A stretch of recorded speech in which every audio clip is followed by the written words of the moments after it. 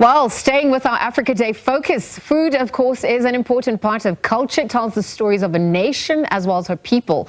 The food they consume, the way their food is prepared, the key ingredients as well, and of course, how it is served. So here on the continent, one bite at a time, the narrative is slowly shifting to promote understanding, build relationships, and attract tourism and investment. So Nana Obugya Asante Gideon, owner and head chef of Sankofa Kitchen, now joins us here in studio to dive into these stories from around West African food, specifically focusing on Ghanaian food, of course, showcasing the country that he hails from. Gideon, on that note, very good morning and thank you for your time. Good morning and thank you for having me. I'm enamored by the smells that are coming through here, and my favorite is there. But I wonder if we could look at the history of the cuisine, obviously with the history and the heritage, the regions, the tribes, the diversity. What influences the food on offer? When you come to Ghana, we have a lot of different tribes with different food, different flavors, different ethnic background. But the popular ones in Ghana right now will be the jollof, the wache, the beans, which is red. We have the plantain. But not to go much in, I just wanted to present something little, which is one of the foods that have been spoke about a lot lately. So so you've got my favorite here, which is great. So I actually want to get into that because on social media it's been the topic about jollof rice and who's got the best has claimed center stage. Tell us where that comes from. What is jollof rice actually? Okay, jollof rice actually it's not for either Ghana or Nigeria or Senegal. Whoa. We all borrowed it. Okay. Actually, the history behind jollof was an empire. Before it changed to jollof, it was wolof. Wolof, okay. Yeah, in the 1963 centuries, before it changed to become jollof, then with revolution, migration, and the trade routes, it spread to the other Western African countries. But when we come to the war that goes on, it's all fun. It's not actually something serious. It's just fun. And it also gives us the bragging rights in the kitchen.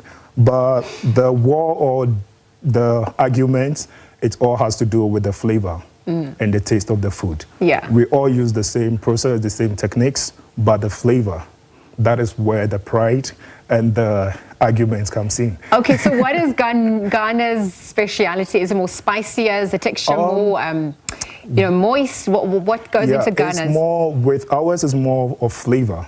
Okay. It's more of flavor, and the garnishing and the texture is also part. Yes. Because we tend to like a more soft, not that hard, and the rice also the way it's separated when it's cooked is also part of it. Okay. But most importantly, the flavor. And the taste. I am biased here. I think this is my favorite one.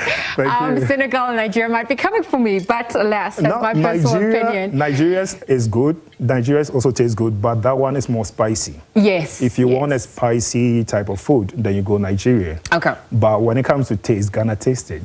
I'm going to stand with you there. I actually even wanted to know your introduction into the kitchen and cuisine and food at large. Who would have influenced that for you? What was that preparation method that also got you interested? I grew up in a big household with cousins and siblings, so most of the times cooking, not necessarily being taught how to cook. In Africa, it's more oral tradition than being writing down recipes and other stuff.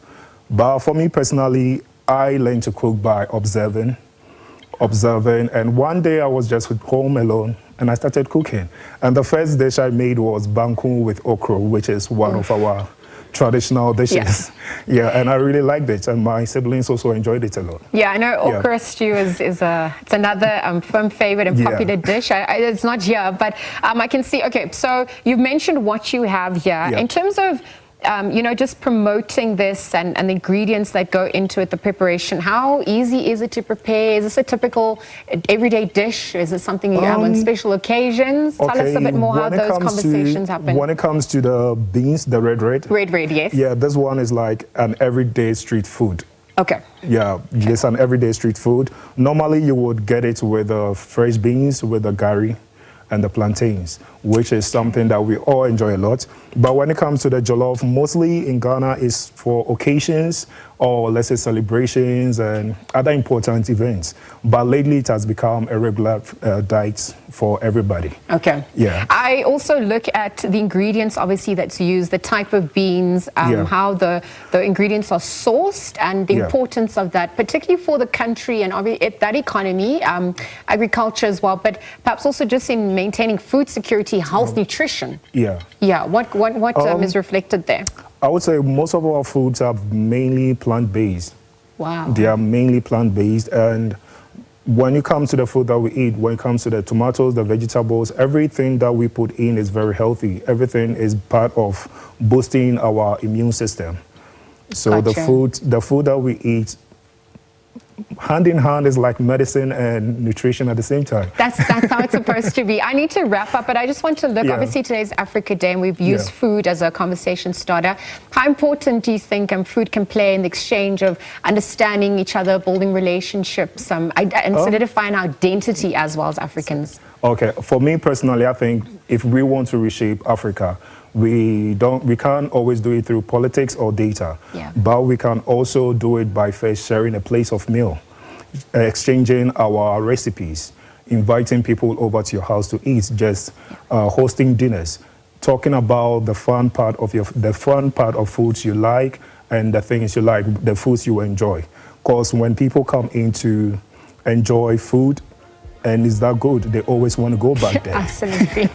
Absolutely. And we've seen Asia get it right. We've seen Europe get it right. We've seen South America get it right. Exactly. So Africa, they're taking center stage. Exactly. Thank you, Gideon, for joining us. It's a pleasure. I cannot wait to delve in. But this is owner and head chef of Sankofa Kitchen, Nana Obugya Asante Gideon, this Africa Day, really just sharing some of Ghana's favorite food, West African dishes as well, and the stories that have helped to shape the food, perhaps coming from the region as well. Thank you for tuning in.